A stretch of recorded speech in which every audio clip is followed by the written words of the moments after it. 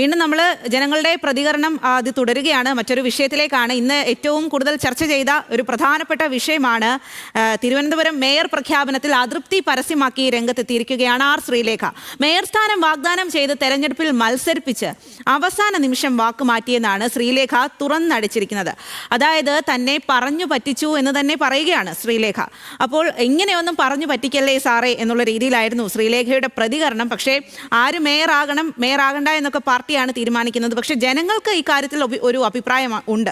ആരാകണം തങ്ങളെ ഭരിക്കേണ്ടത്, അല്ലെങ്കിൽ ഇതിൽ ആരാണ് അതിന് ഏറ്റവും യോഗ്യയായിട്ടുള്ള ആള് എന്നുള്ളത്. അപ്പോൾ തിരുവനന്തപുരത്തെ ജനങ്ങൾക്ക് ഇതേപ്പറ്റി എന്താണ് പറയാനുള്ളത് എന്ന് നോക്കാം. അവർ ശ്രീലേഖയെയാണോ പ്രതീക്ഷിച്ചിരുന്നത്, വി രാജേഷിൽ സംതൃപ്തരാണോ എന്നുള്ളതാണ്.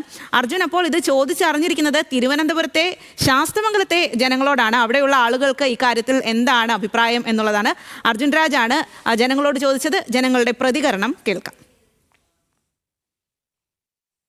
തിരുവനന്തപുരം കോർപ്പറേഷനിൽ മേയറാക്കാമെന്ന് പറഞ്ഞ് മത്സരിപ്പിച്ച് ജയിച്ച ശേഷം BJP സംസ്ഥാന നേതൃത്വം ആ തീരുമാനം പിന്നെ ലംഘിച്ചുവെന്നാണ് ആർ ശ്രീലേഖ പറഞ്ഞത്.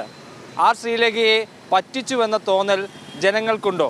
തിരുവനന്തപുരം കോർപ്പറേഷനിലെ പ്രത്യേകിച്ച് ആർ ശ്രീലേഖ പ്രതിനിധാനം ചെയ്യുന്ന ശാസ്തമംഗലത്തെ വോട്ടർമാരുടെ പ്രതികരണം അറിയാം. മേയർ സ്ഥാനം എന്ന് പറയുമ്പോൾ അത് വളരെ ഉത്തരവാദിത്തോടു കൂടി കൗൺസിലിൽ ഇരുന്ന് പരിചയമുള്ള, പ്രതിപക്ഷത്തിരിക്കുന്നവർ ആഞ്ഞടിക്കുന്ന അടികൾക്ക് തക്കതായ മറുപടി കൊടുക്കാൻ യോഗ്യതയും പാരമ്പര്യവും കഴിവുമൊക്കെ ഉള്ള ഒരു വ്യക്തി തന്നെ ആയിരിക്കണം. പക്ഷേ അങ്ങനെ നോക്കുമ്പോൾ നമുക്ക് ഇപ്പോൾ വന്നിരിക്കുന്ന മേയർ വി രാജേഷ് അതിന് യോഗ്യനുള്ള ആളാണ്. വോട്ട് പിടിച്ചൊരു ആളെ വേണം, അതാണ് അവരുടെ ലക്ഷ്യം. അങ്ങനെ അവരെ വിളിച്ച് നിർത്തി ജയിച്ചു. രാഷ്ട്രീയമായിട്ട് പാരമ്പര്യമൊന്നും ഇല്ലാത്തവരെ ഒരു വ്യക്തി എങ്ങനെ നിൽക്കും? അവരൊരു IAS-കാരിയാണ്. അവർ ജനങ്ങളുടെ ഇടയിലേക്ക് ഇറങ്ങിച്ചെല്ലു ഒരാവശ്യം ചെന്ന് പറഞ്ഞു. പിന്നെ രാജ്യം ഇവിടെ BJPക്ക് വേണ്ടി ഒരു സീറ്റിന് വേണ്ടി ഈ മത്സരങ്ങൾ നടന്ന് ജയിച്ചിട്ടുണ്ട്. അവർ മേയറാവുമെന്ന് എല്ലാവരും പറഞ്ഞിട്ടാണ് ഇവിടെ വോട്ടറൊക്കെ നിന്നു. അത് കറക്റ്റാണ്. ഇങ്ങനെ ഒരു ഇതുണ്ട്. അവരെ പേര് പറഞ്ഞാൽ അവർ നല്ല ഒരു ഇമേജുള്ള സ്ത്രീ ആയതുകൊണ്ട് എല്ലാവരും വിചാരിച്ച് അവരെ തന്നെ മേയറാക്കും എന്നുള്ളതുണ്ടായിരുന്നു. മേയർ സീറ്റ് വാഗ്ദാനം കൊടുത്ത് അവർ ഇവിടെ നിർത്തി ജയിപ്പിച്ചെടുത്തു എന്ന് പറയുന്നതിനോട് എനിക്ക് അങ്ങനെ ഒരു വിശ്വാസം എനിക്ക് തോന്നുന്നില്ല. കാരണം ഇപ്പോൾ അവരിവിടെ നിന്ന് തോറ്റിരുന്നെങ്കിൽ എന്ത് ചെയ്യുമായിരുന്നു? അപ്പോൾ അത് നമുക്കിപ്പോൾ പറയാൻ പറ്റത്തില്ല. ചിലപ്പോൾ ആയിരിക്കാം, ചിലപ്പോൾ അല്ലായിരിക്കാം. BJP സംബന്ധിച്ചിടത്തോളം ശ്രീലേഖ IPS, മുൻ IPS എന്ന് പറയുന്നത് ഒരു പ്രസ്റ്റീജിയസ് കാൻഡിഡേറ്റാണ്. അപ്പം എന്തായിരുന്നാലും ഒരു സ്ഥാനം അവർക്ക് കൊടുക്കാതെ ഇരിക്കത്തില്ല. ഞങ്ങളെന്ന് പറയുന്ന അവർ തന്നെ പറഞ്ഞു കഴിഞ്ഞു, അവരെ പറ്റിക്കുകയാണ് എന്ന് പറഞ്ഞു. പിന്നെ ഈ ജനങ്ങളെ ഞങ്ങളെന്ന് പറയുന്നത് അതിന് മറുപടി ഒരിക്കലും ഇല്ല. കാരണം അവരുടെ തീരുമാനങ്ങളല്ലേ ഇപ്പം BJPക്ക് കോർപ്പറേഷൻ പിടിക്കാൻ കാരണം. അതുകൊണ്ട് ഒരിക്കലും അങ്ങനെ തോന്നിയിട്ടില്ല.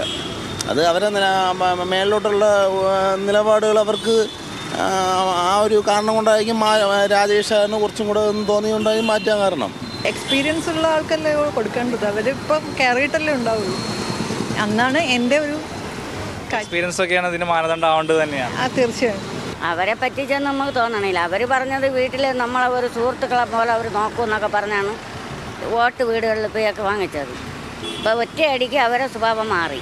ഇപ്പോൾ സ്വഭാവം അവരെ കുടുംബം നന്നാവണം, അവരെ ബന്ധുക്കൾ നന്നാവണം, മറ്റുള്ളവരെയൊക്കെ അങ്ങ് ഒരുമാതിരി ചവിട്ടി താത്തി വിടണ ഒരു സ്വഭാവമാണ്. അവരിപ്പം ഓരോന്ന് പറയണം. അവരങ്ങോട്ട് കയറി ഇരുന്നില്ല. അതിന് മുമ്പേ അവരെ സ്വഭാവം മാറിക്കഴിഞ്ഞു.